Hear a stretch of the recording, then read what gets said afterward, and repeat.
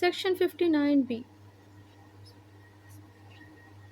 Section 59 B group relief. ये section section 59 double A से थोड़ा सा कंट्राडिक्टरी है। क्यों? क्योंकि उस सेक्शन में बेसिकली ये डिस्कस किया गया था कि एक कंपनी किसी दूसरी कंपनी के लॉस को यूटिलाइज करके अपनी टैक्सेबल इनकम में से रिड्यूस कर सकती है और अपनी टैक्स लाइबिलिटी को कम कर सकती है, एक कंपनी दूसरी कंपनी के लॉस को यूज़ करके। लेकिन इसको, इस प्रिविलेज को लेने के लिए उन्हें कंडीशन प्रेसिडेंट पूरी करना पड़ती थी, उन्हें ग्रुपिंग करनी पड़ती थी। सेक्शन 59 बी में बेसिकली ये बताया गया है कि सेम प्रिविलेज ली जा सकती है पर बगैर ग्रुपिंग के। यानी कि एक कंपनी दूसरी कंपनी का लॉस यूटिलाइज कर सकती है अपनी टैक्सेबल इनकम में से माइनस करके उस पर जो है वो टैक्स, अपनी टैक्स लाइबिलिटी को कम करने के लिए, लेकिन इसके लिए उसे ग्रुप बनाने की ज़रूरत नहीं होती। इन शॉर्ट, आप एक एग्जांपल से इसे अंडरस्टैंड करें कि लेट्स सपोज एक कंपनी है, कंपनी जेड, उसका जो है वो 5 लाख का प्रॉफिट है और दूसरी कंपनी, कंपनी ए है, उसका 50 था, उसका जो है वो 2 लाख का जो है वो लॉस है। तो अब 2 लाख का जो लॉस है वो ए का, वो जेड कंपनी यूज़ कर सकती है अपने 50 लाख में से जो है, सॉरी, अपने 5 लाख में से माइनस करने के लिए। मतलब पहले उसे 5 लाख पर 29% टैक्स देना पड़ता था, अगर वो ए का लॉस यूज़ कर ले तो उसे 48 लाख पर 29% के हिसाब से टैक्स देना पड़ेगा। अब 50 लाख पे ज़्यादा आएगा और 48 लाख पे अगर वो इसका लॉस इस्तेमाल कर ले ए कंपनी का, जेड कंपनी, तो उसका जो है वो लाइबिलिटी रिड्यूस हो जाएगी। तो वो इसको ऐसा कर सकती है। लेकिन अब कौन-सी कंपनी ये रिलीफ़ ले सकती है सेक्शन 59 बी का, और कौन-सी कंडीशन प्रेसिडेंट को पूरा करने के बाद उसे ये रिलीफ़ मिलेगा, ये हमें तब पता चलेगा जब हम इस सेक्शन को डिटेल में डिस्कस करेंगे। तो स्टार्ट करते हैं। Subsection 1 state that subject to subsection 2, मतलब ये जो सबसेक्शन 1 में बात की जाने वाली है वो सबसेक्शन 2 की प्रोविज़न को मद्देनज़र रखते हुए है। सो क्या कहा गया है इसमें, वो कह रहे हैं कि एनी कंपनी बीइंग अ सब्सिडियरी और अ होल्डिंग कंपनी में सरेंडर इट असेस्ड लॉस से मुराद वो लॉस है जो कि एडमिटेड बाय एफपीआर हो, एज कंप्यूटेड इन सबसेक्शन 1 ने, excluding capital loss for the tax year other than a brought forward losses and capital losses in favour of holding और subsidiary company और between any for the holding company. इसमें basically ना, अगर मैं इसको technical complex किए बगैर word to word मैं आपको बता दूँ ना कि इसमें कॉन्सेप्ट क्या डिस्कस किया गया है, तो उसमें कॉन्सेप्ट ये है कि एक सब्सिडियरी कंपनी अपना लॉस कैरी फॉरवर्ड कर सकती है होल्डिंग कंपनी को, ताकि होल्डिंग कंपनी सब्सिडियरी कंपनी का, सॉरी, इसमें ये डिस्कस किया गया है कि होल्डिंग कंपनी अपना असेस्ड लॉस कैरी फॉरवर्ड कर सकती है किसी सब्सिडियरी कंपनी को, ताकि वो सब्सिडियरी कंपनी उसके उस लॉस को यूज़ करते हुए अपनी टैक्सेबल इनकम को रिड्यूस करके अपनी टैक्स लायबिलिटी को कम कर सके।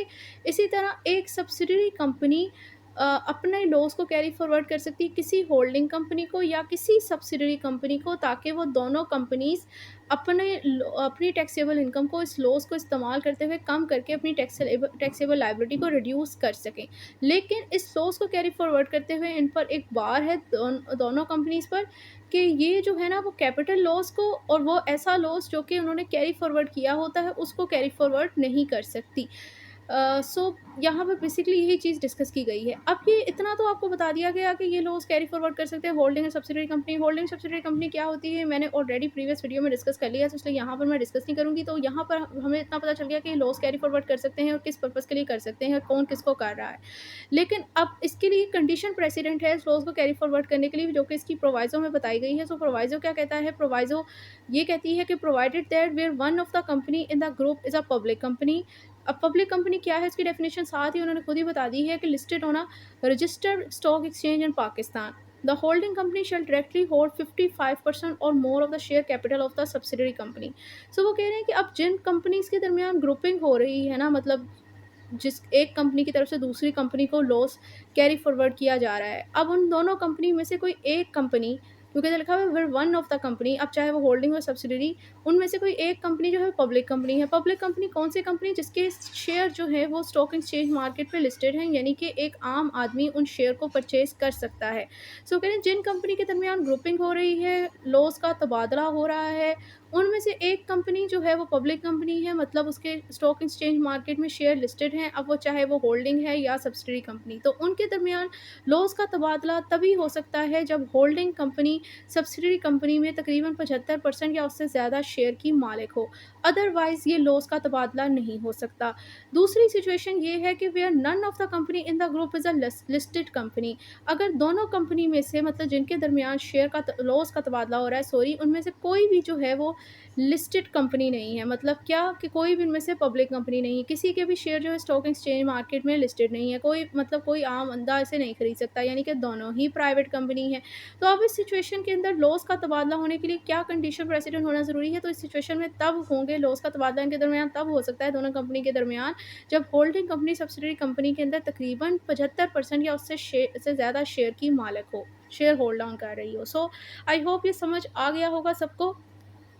अभी तक हमने इसमें ये डिस्कस किया कि कौन सी कंपनी अपना लॉस दूसरी कंपनी को फॉरवर्ड कर सकती है, किन कंडीशन प्रेसिडेंट पे कर सकती है, और कौन सा लॉस वो कैरी फॉरवर्ड नहीं कर सकती, और किस पर्पज़ के लिए कर रही है, उसका लॉजिक इतना नहीं लिखा हुआ, वो मैंने आपके साथ खुद प्रूडेंस डिस्कस कर दी कि what's the reason behind of this practice. Next आ जाता है कि कितना लॉस सरेंडर किया जा सकता है। ये सब सेक्शन 1A के अंदर बताया गया है कि कितना लॉस सरेंडर किया जा सकता है। हमें इतना तो पता चल गया कि वो लॉस उसे कैरी फॉरवर्ड कर रही है एक कंपनी दूसरी कंपनी को, लेकिन कितना, किस हद तक वो उसका अपना लॉस उसे कैरी फॉरवर्ड कर सकती है। सो वो कह रहे हैं कि इस the loss to be surrender under subsection shall be allowed as per following formula. अब ये जो लॉस सरेंडर वो कर रही है ना, जो कैरी फॉरवर्ड कर रही है, इसकी एडमिसिबिलिटी है, ये अलाउड किया जाएगा इस फॉर्मूले को मद्देनज़र रखते हुए। यहाँ पर ए से मुराद है वो percentage, number of percentage of share जो कि एक होल्डिंग कंपनी सब्सिडरी कंपनी के अंदर होल्ड डाउन कर रही, मतलब कितने परसेंट वो सब होल्डिंग कंपनी सब्सिडरी कंपनी में कितने परसेंट शेयर की मालिक है। ए से मुराद ये है percentage of the share which is owned by the holding company in the subsidiary company, और बी से मुराद जो है वो सब्सिडरी कंपनी का लॉस है। और लॉस भी कोई ऐसा वैसा नहीं, असेस्ड लॉस, मतलब जो कि एफपीआर की तरफ से एडमिटेड है कि हाँ वो मान रहे कितना आपको लॉस हुआ है, जस्ट आपका क्लेम लॉस नहीं, असेस्ड लॉस। अब इसको एक एग्जांपल से समझते हैं। ए डिवाइडेड बाय 100 मल्टीप्लाई बी, और ए और बी क्या है, ए और बी क्या है मैंने आपके साथ डिस्कस कर दिया। ए से मुराद अब फर्ज कर लें कि जेड है कंपनी होल्डिंग और ए है सब्सिडरी कंपनी। ए को लाख का लॉस हुआ है, अब वो कितना लॉस जेड को फॉरवर्ड कर सकती है, और दोनों कंपनी प्राइवेट हैं, तो लिहाजा जेड के ए कंपनी के अंदर ना तकरीबन 75% उससे ज़्यादा शेयर हैं।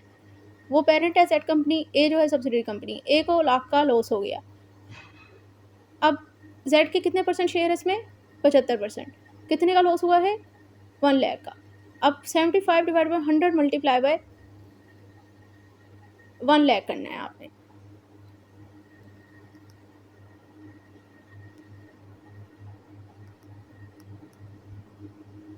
$75,000, ये फॉर्मूले के लिहाज से 75,000 निकल आया है। ये अब उन्होंने ज़रा टेक्निकल करके बताया हुआ है, हालांकि असूलन यही होना चाहिए था कि परसेंटेज ही, परसेंटेज क्या किस तरह निकलती है, परसेंटेज यही होता है कि मैं आपको कहूँ 10%, तो 10 डिवाइडेड बाय 100 करना है। तो इसी तरह अगर मैं लाख का मैं 75% निकालती तो 1 lakh multiply by 75 divided by 100 करती है अगर मैं, तो कितना आना था, 75,000 ही आना था। फॉर योर कन्फर्मेशन अगर मैं यहाँ पर भी लिख दूँ ये, तो 75,000 है। तो इसका मतलब ए जो है वो जेड को कितना लॉस कैरी फॉरवर्ड कर सकती है, जस्ट 75,000, उससे ज़्यादा नहीं कर सकती। 25,000 वो अपनी इनकम के अगेंस्ट सेट ऑफ करेगी, उस वो नहीं वो कर सकती। नेक्स्ट सब सेक्शन 2 में बताया गया है कि जो सब्सिडरी कंपनी की तरफ से लॉस कैरी फॉरवर्ड किया जाता है, सरेंडर किया जाता है पेरेंट कंपनी को यानी होल्डिंग कंपनी को, वो किस इनकम के अगेंस्ट रिड्यूस कर सकता है, क्लेम कर सकता है, सेट ऑफ कर सकता है, कितने सालों तक कर सकता है, और किन कंडीशन को पूरा करके वो कर सकता है, ये बताया गया है। सो इधर बताया गया है कि the loss surrender by the subsidiary company में B claimed by the holding company or a subsidiary company for set off against its income under the head income from business in the tax year and the following 2 tax year subject to the following condition named। So वो कह रहे हैं कि जो subsidiary company की तरफ से loss surrender किया गया, कैरी फॉरवर्ड किया गया, वो यूटिलाइज कर सकती है होल्डिंग कंपनी भी, सब्सिडरी कंपनी भी, अपनी इनकम जो उनकी बिजनेस हेड से आई है ना, उस इनकम के अंदर से सेट ऑफ करने के लिए, मतलब उस इनकम को रिड्यूस करने के लिए। जिस टैक्स ईयर के अंदर ये लॉस उन्हें कैरी फॉरवर्ड किया है, उस टैक्स ईयर के अंदर भी इसको भी इस्तेमाल कर सकते हैं इस लॉस को, और आने वाले आगे 2 टैक्स ईयर के अंदर भी कर सकते हैं। लाइक अगर 75,000 पे उसने सेंड किया था ना ए कंपनी ने जेड कंपनी को, तो वो 75,000 2026 के टैक्स ईयर में अगर किया था, तो वो उसे अगर उसके पास बिज़नेस इनकम में जो है वो हो ही 25-25 हज़ार रुपए रही है तीनों टैक्स ईयर के अंदर, 2026, 23, 28 तक वो इसको यूज़ कर सकता है और 25-25 हज़ार तक ही फिर वो करेगा और उसको कर लेगा। और अगर एक में ही ज़्यादा हो गई तो ज़ाहिर-सी बात है उसी टाइम ही सेट ऑफ कर लेगा। लेकिन किन कंडीशंस को पूरा करके वो ये क्लेम कर सकता है, तो वो अब हम लोग वन बाय वन डिस्कस करने लगे हैं कि मतलब ये वो 3 सालों तक क्लेम कर तो सकते हैं इस लॉस को, और अपनी बिज़नेस वाले हेड से जो इनकम आई है उसके अगेंस्ट इसको क्लेम कर सकते हैं इस लॉस को। लेकिन किन कंडीशन को पूरा करने के बाद वो ये अवेल कर सकते हैं, ये अब हम वन बाय वन डिस्कस करेंगे। सो नंबर 1 क्लॉज़ ये कहता है कि there is a continued ownership for 5 year of share capital of the subsidiary company to the extent of 55% in the case of a listed company और 75% in case of other company. So वो कह रहे हैं कि listed company की situation में holding company के जो है वो सब्सिडियरी कंपनी में तकरीबन 55% शेयर होने चाहिए, और दूसरी कंपनीज़ के केस में यानी अनलिस्टेड कंपनी के केस में जो होल्डिंग कंपनी के सब्सिडियरी कंपनी में तकरीबन 75% या उससे ज़्यादा शेयर उसे होल्ड ऑन करने चाहिए तकरीबन 5 सालों तक। मतलब जितने सालों तक वो ये लॉस क्लेम करना मतलब लॉस क्लेम अगर वो करना चाह रहा है ना, होल्डिंग कंपनी सब्सिडियरी कंपनी का अपनी इनकम के अगेंस्ट, इनकम फ्रॉम बिज़नेस के अगेंस्ट, तो अब इस सिचुएशन में उसके पास 5 सालों तक ओनरशिप रहनी चाहिए उसके शेयर की, होल्डिंग कंपनी के पास सब्सिडियरी कंपनी के। और लिस्टेड कंपनी के सिचुएशन में 5 सालों तक ओनरशिप रहनी चाहिए 55% या उससे ज़्यादा के शेयर की हद तक, और अनलिस्टेड कंपनी के केस में 5 सालों तक ओनरशिप रहनी चाहिए होल्डिंग कंपनी के लिस्ट उसकी सब्सिडियरी कंपनी के शेयर के अगेंस्ट तकरीबन 55% सॉरी 75% या उससे ज़्यादा के अगेंस्ट। फिर उसके बाद नेक्स्ट आ जाता है कि company within a group engaged in a business of a trading shall not be entitled to avail group relief. अगर कोई कंपनी है जिसकी बिज़नेस की नेचर इस तरह की है कि वो ट्रेडिंग का बिज़नेस कर रही है, तो वो जो है वो ग्रुप रिलीफ लेने का राइट नहीं रखती।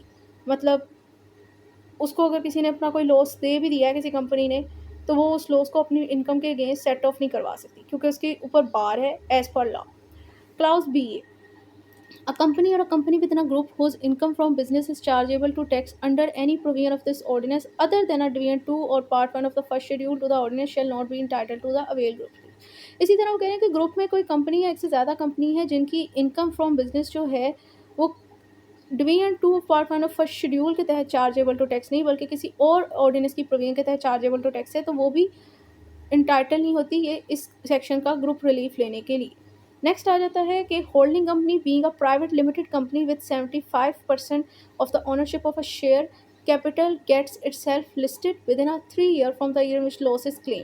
इसी तरह होल्डिंग कंपनी जो है वो प्राइवेट लिमिटेड कंपनी उसकी नेचर है, और उसके जो है वो तकरीबन कितने परसेंट शेयर हैं लिस्टेड उसके अंदर सब्सिडरी कंपनी में 75% या उससे ज़्यादा 75% है, क्योंकि वहाँ पर लिखा हुआ था कि प्राइवेट लिमिटेड यानी अनलिस्टेड कंपनी के 75%। तो वो कह रहे हैं कि जिस साल के अंदर उसने ये लॉस क्लेम किया है ना, मतलब जिसका वो रिलीफ लेना चाह रही है उसकी सब्सिडरी कंपनी के, तो उस साल में जिसमें उसने लॉस क्लेम किया उससे लेके तकरीबन 3 सालों के अंदर अंदर उसने अपने आप को लिस्टेड करना है। इसका मतलब ये कि उसने पब्लिक कंपनी बनना है प्राइवेट लिमिटेड कंपनी से, तभी वो ये लॉस क्लेम कर सकेगी।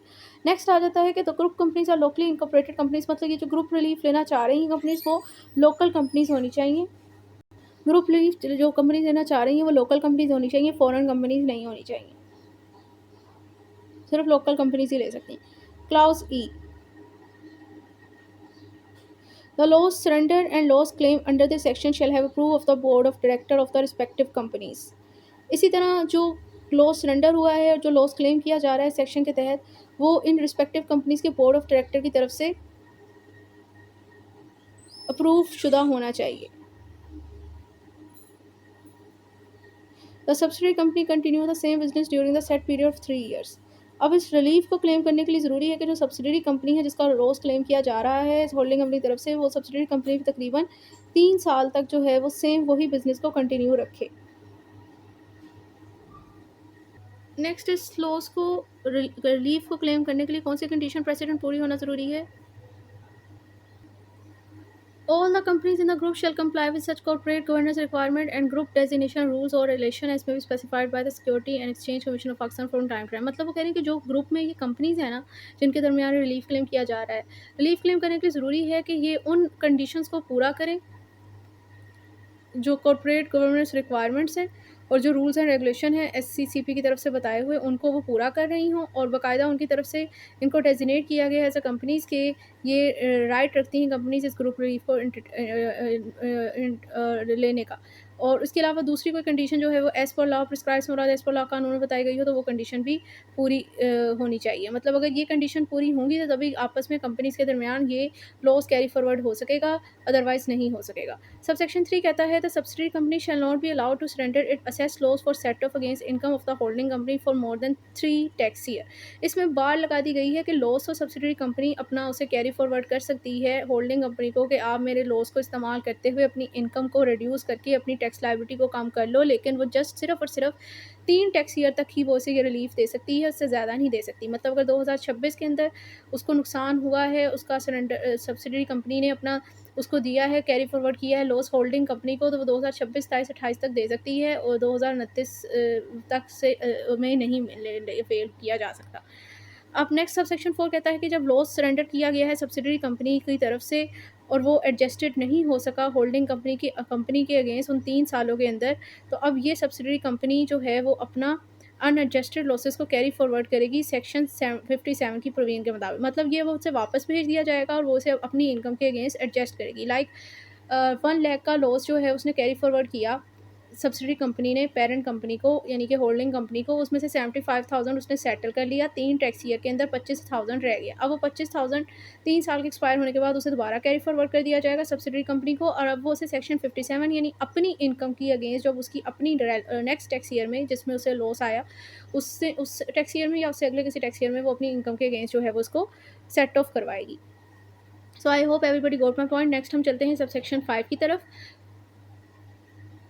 सब सेक्शन 5 में बेसिकली अगर मैं जस्ट कॉन्सेप्ट डिस्कस कर दूँ तो वो भी वैसे नफ़ है, लेकिन कोई बात नहीं, हम लोग पढ़ ही लेते हैं जब सारा सेक्शन पढ़ा है। तो सब सेक्शन 5 कहता है कि if there has been any disposal of share by the holding company during the aforesaid period of the 5 year to bring the ownership of the holding company to less than 55% और 75% as the case may be, the holding company shall in the year of the disposal offer the amount of the profit on which taxes have not been paid due to the set of the losses surrendered by the subsidiary company. यहाँ पर बताया गया है कि जैसे हमने कहा था कि लॉस रिलीफ को क्लेम करने के लिए तकरीबन 5 सालों तक जो है वो होल्डिंग कंपनी को सब्सिडियरी कंपनी के, मतलब उसने अगर सब्सिडियरी कंपनी के लॉस को रिलीफ के तौर पर क्लेम करना था ना होल्डिंग कंपनी को, तो अब उसे 5 सालों तक उसके शेयर जो हैं वो लिस्टेड कंपनी के अंदर 55% या उससे ज़्यादा, और अनलिस्टेड कंपनी केस में 75% या उससे ज़्यादा तक उसकी ओनरशिप उसे होल्ड डाउन करके रखनी पड़नी थी। लेकिन यहाँ पर ये बता दिया गया है कि अगर उसने किसी साल के अंदर उसकी ये ओनरशिप नहीं रहती,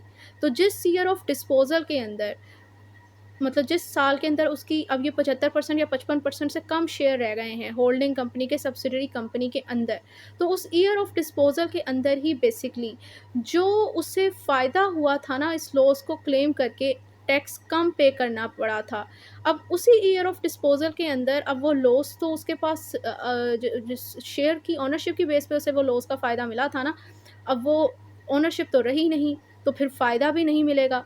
और अब फ़ायदा जब नहीं मिलेगा तो जिस साल के अंदर उसकी वो ईयर ऑफ डिस्पोजल है, मतलब जिस साल के अंदर उसके पास उतनी रेलेवेंट नंबर ऑफ शेयर की ओनरशिप नहीं रही, उसी साल के अंदर उसे उतना ही टैक्स पे करना पड़ेगा जितना उसे उसे मिला था उस शेयर को होल्ड डाउन करने की बेस पे।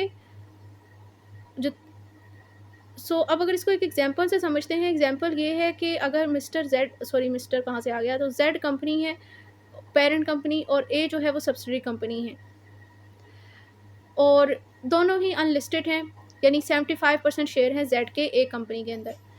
अब टैक्स ईयर 2026 के अंदर जेड कंपनी ने तकरीबन 25 शेयर जो है वो एक कंपनी के बी को बेच दिए, बी कंपनी को बेच दिए। अब उसके तकरीबन 50 शेयर रह गए। अब 50% शेयर के ऊपर उसे ये कानून राइट नहीं देता कि वो सब्सिडियरी कंपनी के लॉस को अपने टैक्सेबल इनकम में से रिड्यूस करके, अब जो इसे प्रिविलेज मिल रही थी ना जेड कंपनी को ए सब्सिडियरी कंपनी के लॉस को क्लेम करने के लिए, उसे तब मिल रही थी जब वो 75% शेयर इसमें होल्ड डाउन कर रही थी। जैसे ही 75% शेयर होल्ड डाउन नहीं रहे, 50% पे आ गए, अब उसे वो प्रिविलेज नहीं मिल सकती। अब लेट्स सपोज ये फ़र्ज़ कर लो कि इस की वजह से जो उसने लॉस जो है उसका 5 लाख जो है वो लॉस था ए का, जो कि उसने अपनी 10 लाख की प्रॉफ़िट में से रिड्यूस करके 5 लाख पे 29% के हिसाब से टैक्स दिया हुआ था। लेकिन जैसे ही अब उसको वो हो गया है,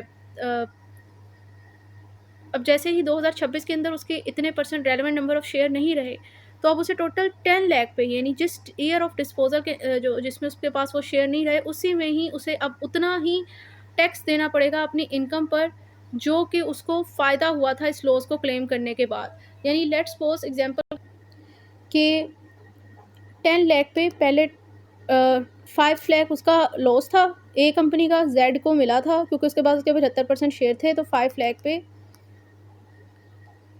29% के हिसाब से यानी 1,45,000 टैक्स देना पड़ रहा था। लेकिन अब होता क्या है कि अब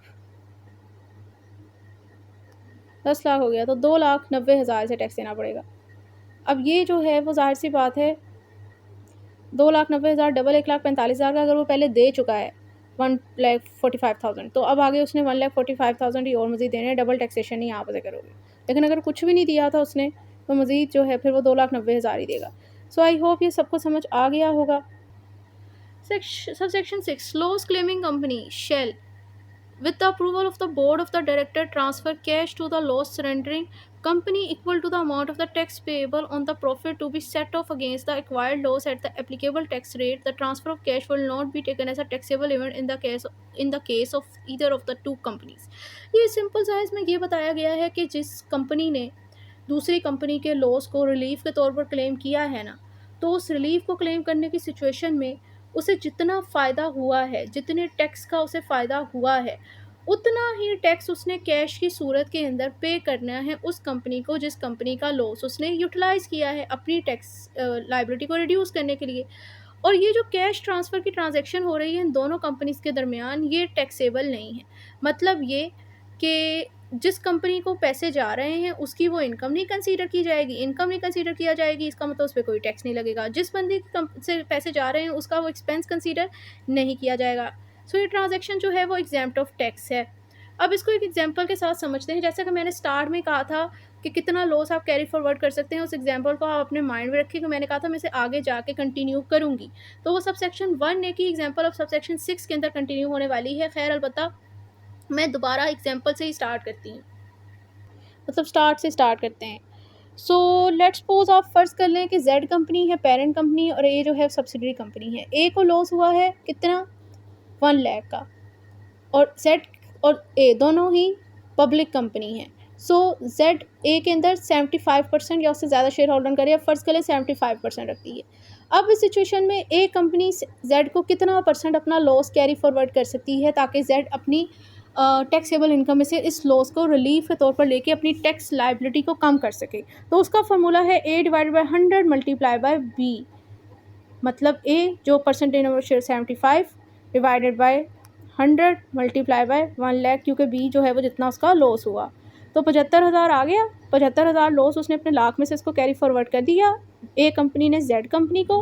अब फ़र्ज़ कर लें कि जेड कंपनी के तकरीबन 5 लाख का जो है वो फ़ायदा हुआ है। अब उस 5 लाख में से अगर तो उसके पास लॉस ना होता तो उसे 29% के हिसाब से 1,45,000 टैक्स देना पड़ता। लेकिन चूँकि उसके पास लकीली एट ए कंपनी के अंदर उसके शेयर हैं और कानून कहता है कि वो उसके लॉस को क्लेम कर सकती है, तो वो उसका 75,000 अपने में से निकाल देगी। अब 4,25,000 पे उसे 29% के हिसाब से टैक्स देना पड़ेगा, जो कि 1,23,250 है।